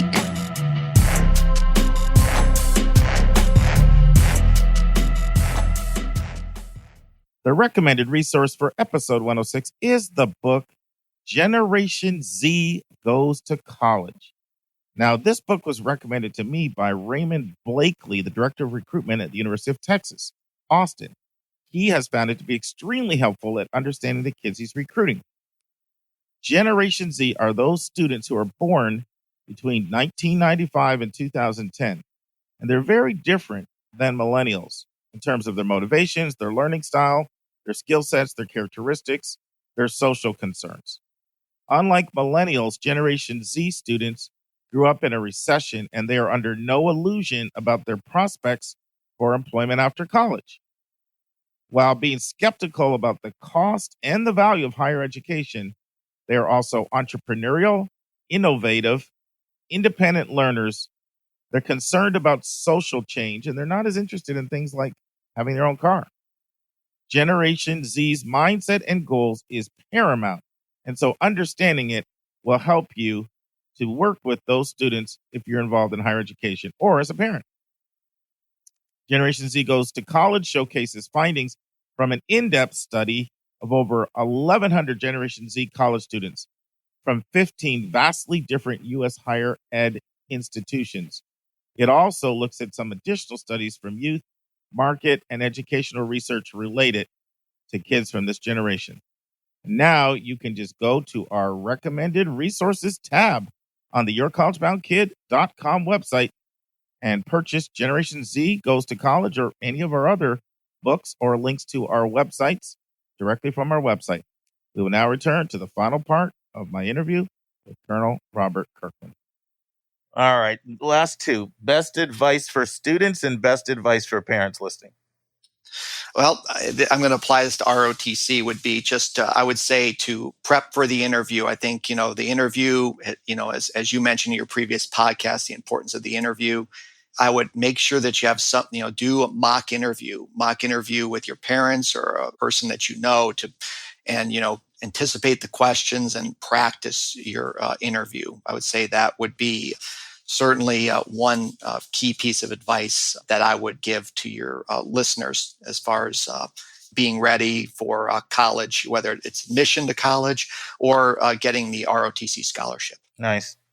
And what about parents? Best advice for parents? Oh, that's good. I'm glad you prompted me on this. I would say for ROTC, and I don't know what you think about this with admissions, Mark, with admissions folks, and I'd be kind of interested in your thoughts on this. But when you go in for the interview, do not have your parents go into the interview with you or even come into the ROTC program. And the reason why I say that is that, when I have parents that are heavily involved and come in to the ROTC interview, the question that pops into my mind is who is making the commitment to the military? Is it the parent that wants it or is it the student that wants it? So I want the student, when they come in and visit me in an ROTC program, to be standing on their own 2 feet and making that decision, coming through the door. And it's they own that decision. It's not their parents' decision. Yeah. And it's not even going to be an option for college admission interviews. Most colleges don't have admission interviews, but for those who do, there's not even an option. The parent can't be there. And for years, I did boarding school admissions, and a parent can't be in there for a boarding school admission interview. Now, boarding schools will interview parents. A lot of boarding schools will, but that's a separate interview. Like individually student, individually parent. There's no way anybody wants any parent in there influencing anything in any way, shape, or form, even down to younger kids. There's a thing called junior boarding schools where you've got like 6th and 7th graders. And even then it's a student as a standalone. So if it's true for then, it's definitely true for somebody 6 years older than that. Yep. So definitely go in your own 2 feet, and it's your decision to, join the military, not your parents. Great. So now I'm circling back to that question. I said, anything you didn't say that's on your mind to share on any of the things we've discussed so far today? Yeah, Mark, what I would say is you mentioned about how the service academies, provide that full tuition, room and board, right? And then the salary. There's a lot of ROTC programs that actually will provide room and board matched to the scholarship. So that's really something to think about. Like at Claremont McKenna, a student that came in on a full scholarship would get room and board from Claremont McKenna. So that makes basically equal to a military academy scholarship. And there's, all of these kind of little tricks, like, for example, the 50% of the Army scholarships that aren't 4-year scholarships. There's several colleges out there that will actually pick up the first year of your tuition. And then finally, I was saying about how 70% of the Air Force scholarships are, this kind of 4-year in-state tuition. There's a lot of schools, about 20 or 25 on the list that I have in front of me, that if you're an out-of-state student, you can get in-state tuition if you're an ROTC cadet. Nice. So let's just say, I'll just give one example. Let's just say you're from California and you go to one of your favorite schools, the University of Georgia. The University of Georgia gives in-state tuition to all ROTC cadets. So if you're from California and you go to Georgia and you got that 4-year in-state Air Force scholarship, you got a full ride there because they're going to charge you at the in-state rate. So those are kind of the little tricks of the trade that you can, there are kind of, things that aren't known very well that you can kind of learn if you, kind of do your research. I'm really glad you closed with that. That's really important. Basically what you're saying is, sure, there's times when the ROTC doesn't cover everything, but the bottom line is if you get it, whether it comes from the institutional money from the school or the ROTC, you get it. And so look at the total amount of scholarship money you're getting, not just the ROTC money, when you're assessing that as a component of whether you want to pursue it. I like that. That's good stuff. Right.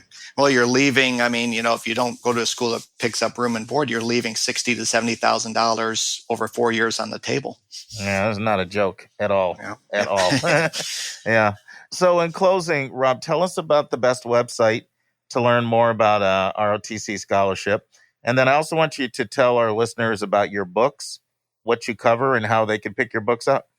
Yeah, great. It's, I'd recommend first that anybody who's interested in ROTC go to their individual websites of each of the services. So just Google Army ROTC scholarship or Navy ROTC scholarship, and you'll get all the information that you need about what is involved in those particular scholarships.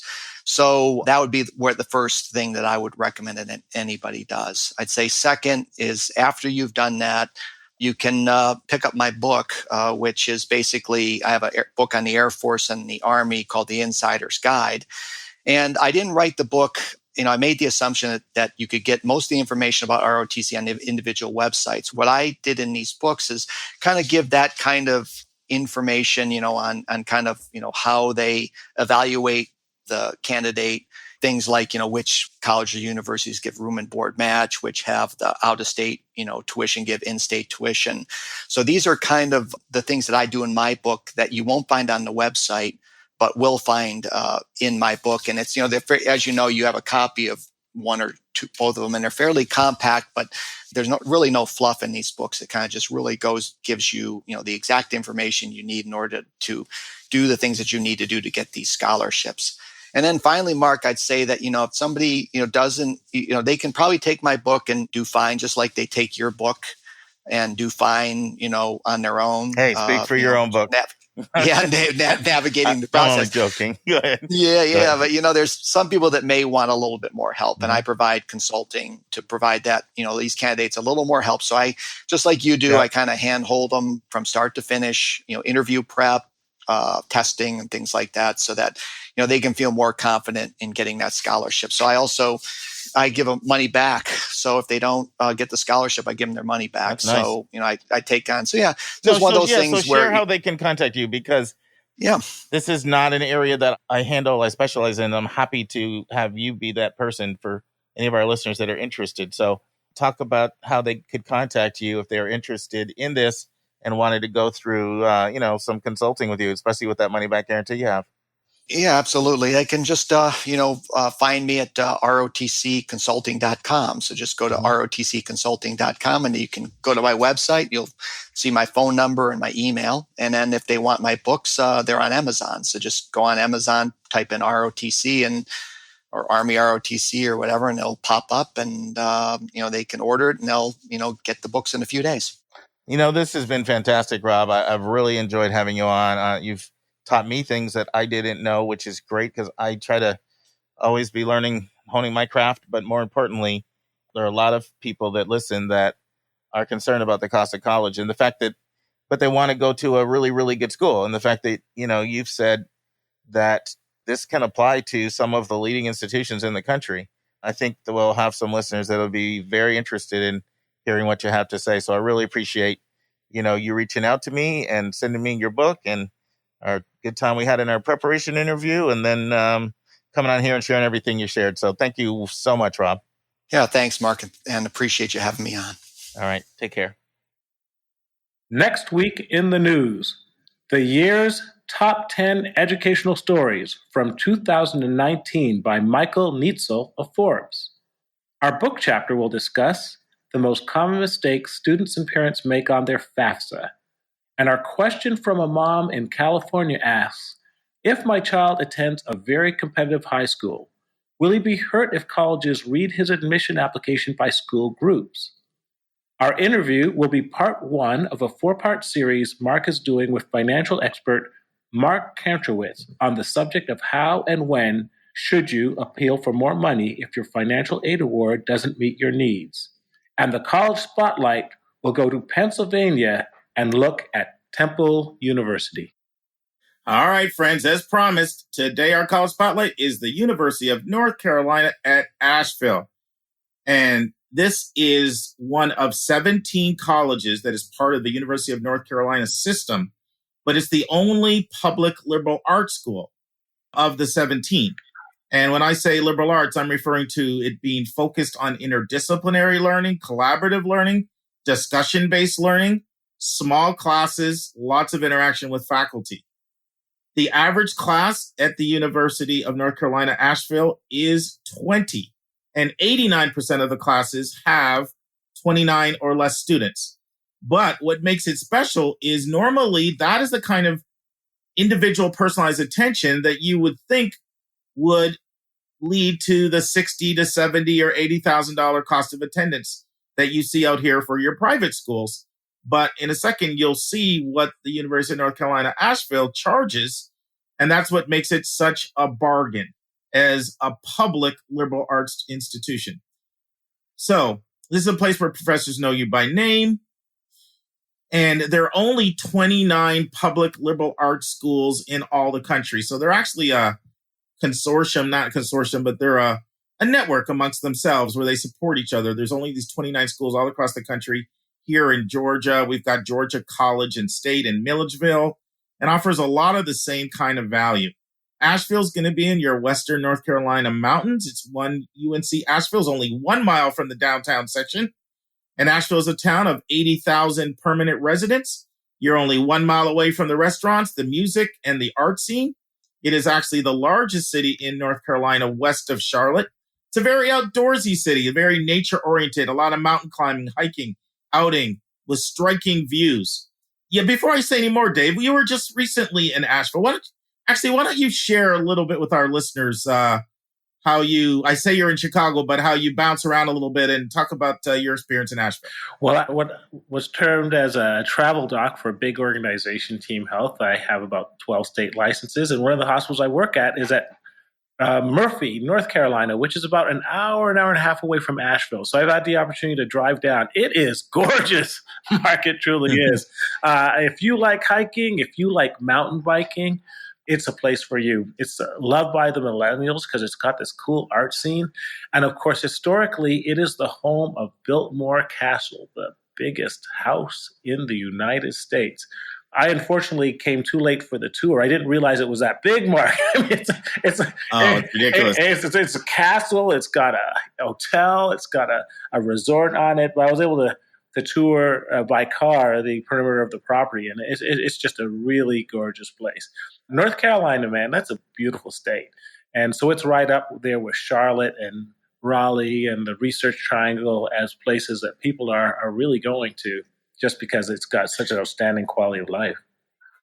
And speaking about going there, my wife Anitra and my daughter Karis and Joy, they're all in Charlotte right now because my oldest daughter Karis is moving from one apartment to the next. So they all went down to help her move in the beautiful place of Charlotte. Yeah. So thanks for that, Dave. It's a little bit more about the school. It's on 365 acres.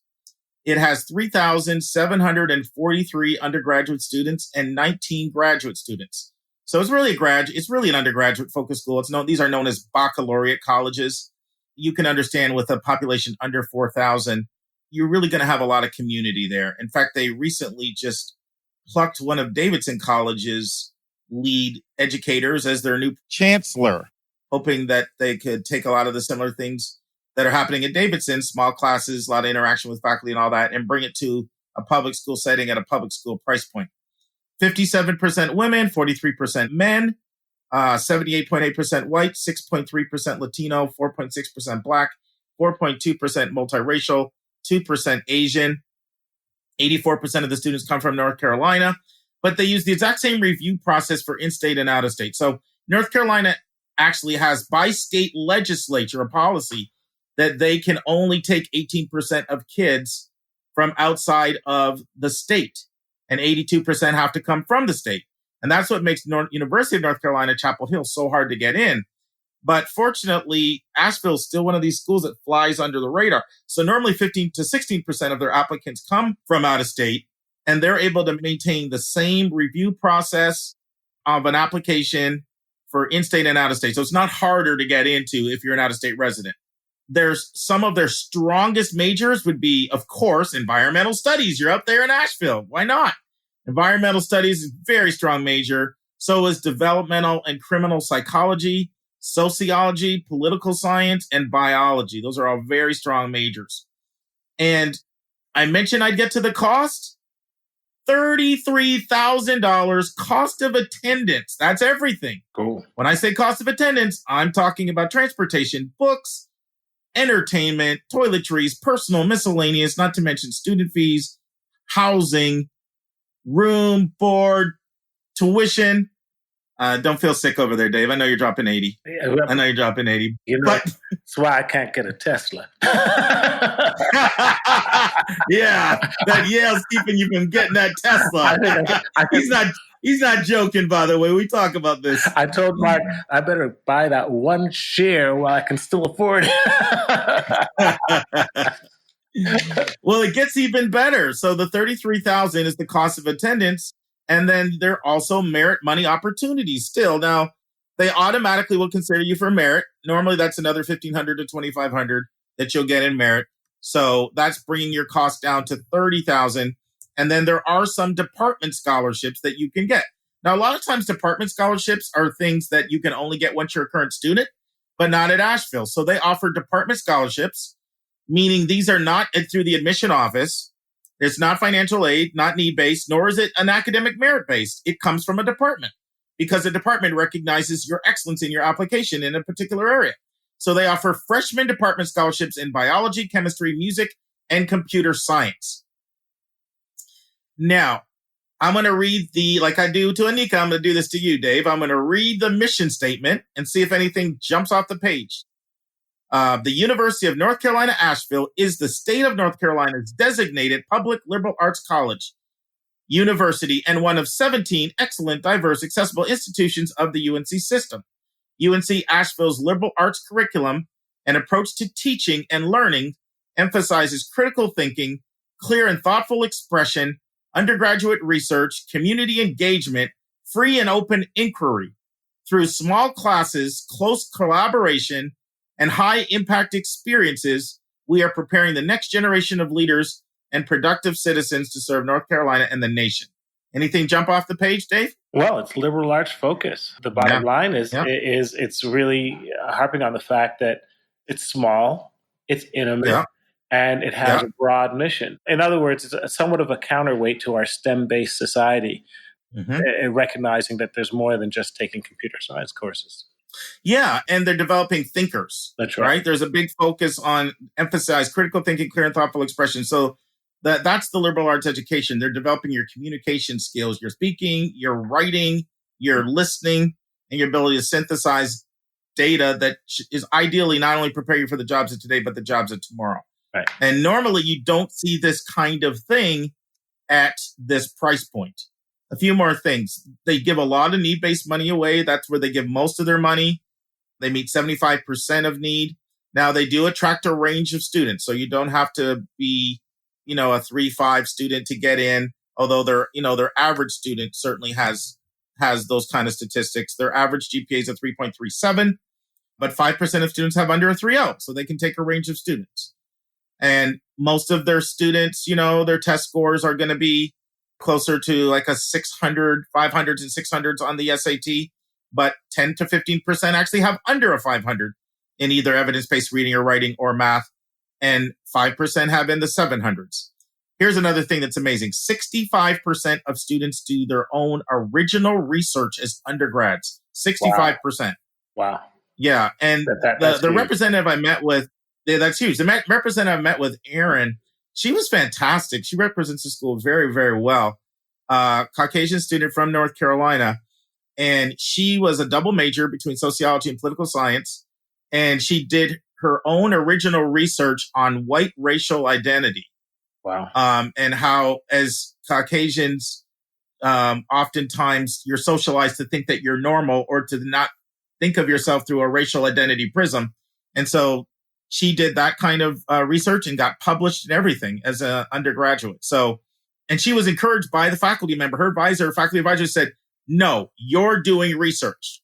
And so that's the kind of environment that's there. So a few more things.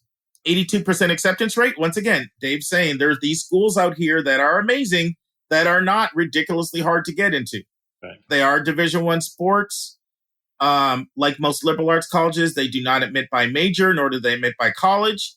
All dorms are either suite style, no traditional dorms. 61% 5-year grad rate. 3% of students are in sororities, and 3% of students are in fraternities. But very supportive faculty, very approachable.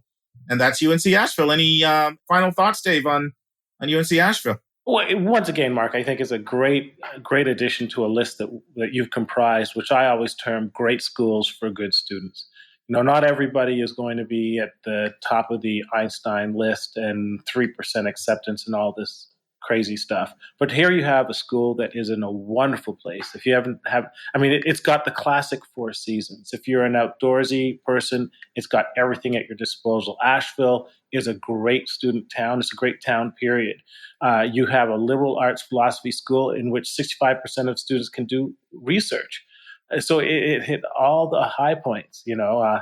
It's not quite still on Honolulu, but it is close. So I think I think it's so you have another school to add to the list when you talk to me. You keep talking about Hawaii Pacific, and every once in a while you throw in a London Metropolitan. Now we got another one for that list. UNC Asheville. Absolutely, you know. Santa Clara too. Santa Clara, London Metropolitan, UNC Asheville. Great schools for good students. And you have these schools on your list. That is going to do so much to assuage the psychic stress, because you know that at the end of the day, whatever happens in May or June, you will be in a great place. I guarantee your kids will love it, and it's going to get them absolutely where they need to go. So I can't speak more highly that this is another great selection to your list, Mark. Well, and the price point, you know, we're talking $30,000. And by the way, I gave the out-of-state price. Yeah. Okay, the in-state is less. I gave the out-of-state price. Right. It is a public school, so out-of-state tuition is not the same as in-state. But I gave the out-of-state price, and I think this is important because there's a lot of angst and trepidation over the cost of college. Well, and keep in mind, $30,000. You know, I'm going to get more into this in another. I don't want to get carried away too much here, but you know what I tell most families? I told 2 families this yesterday that were concerned about the cost of college. I was like, you know, your kid can bring $10,000 to the table. Right. They really can, because they can take out a federal direct student loan. It's the best loan out there, and it's a manageable. We're going to talk about it more later. It's a reasonable loan, and then you can work 12 hours a week during their time at school. Statistics show you actually have a higher grade point average working 12 hours a week, and you can get a summer job and make about $1,500 for college. And so if you add all that up, a modest loan, working during the school year, summer job, your child can bring $10,000 to the table, and then you may qualify for need-based aid or a merit-based aid. And I'm just saying all this to say, if you're out there and you're really stressed about the cost of college, there are these really good schools out here that, you know, they don't have to break the bank. And let me put that, I did a little doodles on my page here. $30,000 as opposed to $80,000 for an Ivy League education school. That's $50,000 a year. So that is the median income of this country for an average family you are saving. Or you can take, and remember that's after taxes. That's after taxes. You can put $200,000. You can either buy yourself 4 model Tesla C's, two Model S's, or put it into stock and retire at 40, because I think that stock is going to, what, Mark, 4,000? So Dave keeps telling me to buy a couple shares of Tesla. You can see he's got Tesla on the brain. Got Tesla on the brain, man. And my wife likes the car. But the bottom line is $50,000 a year is no joke. And I mean, it's something that, we talk about all the time. Students, Mark is Ivy League school or equally good school, and you are saving the cost of a medium-sized family home or whatever you want to put that money in. That's just nothing to sneeze at. I mean, that's called value. So value at a great school. Hey, Dave, thanks for coming on today. It really means a lot to me. It's great to have you back. It was you were on episodes 58 through 61, so that was almost a year ago now that we had you on before, and I know Anika really, really appreciates it. And I'm going to tell you, if I'm not sure if she's still going to be supporting her loved one next week, but if she is, I'm going to hit you up again, my friend. Loving it, man. Loving it. Well, you and I are going to do the same thing, preparing for the Super Bowl. And tomorrow is the Iowa caucuses. So we're going to be doing a lot of talking. Yes. Dave and I talk politics. We talk sports. We talk, about Christianity. We talk about education. We talk about our kids. Yeah. Good times. And our families vacation together. So it's all good. Awesome. Well, thank you for having me on once again, Mark. Anika, I wish you a healthy comeback to the podcast. And so thank you so much for having me share your space. And trust me, I know that we will be doing some serious editing to this podcast. So sorry for the length. Well, you know what? There's only one Anika out there, Dave, but you held your own, my friend. You held your own. All right.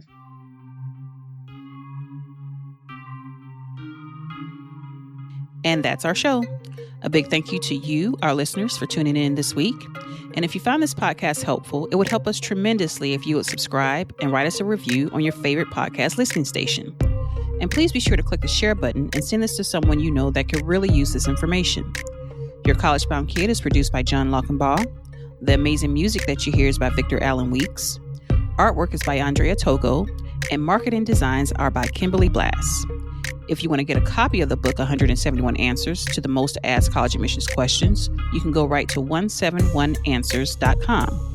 And if you want to have a college coaching session with Mark, you can send him a text to area code 404-664-4340. And if you have a question or a few questions that you would like for us to answer on the show, please email us at questions@yourcollegeboundkid.com. That's questions with an S at yourcollegeboundkid.com. Every week, we'll take one question and include it in the episode. We don't like your questions. We love your questions, so send them our way. And by the way, check out our website, which is just simply yourcollegeboundkid.com. Again, we thank you for tuning in, and we look forward to meeting with you again next week.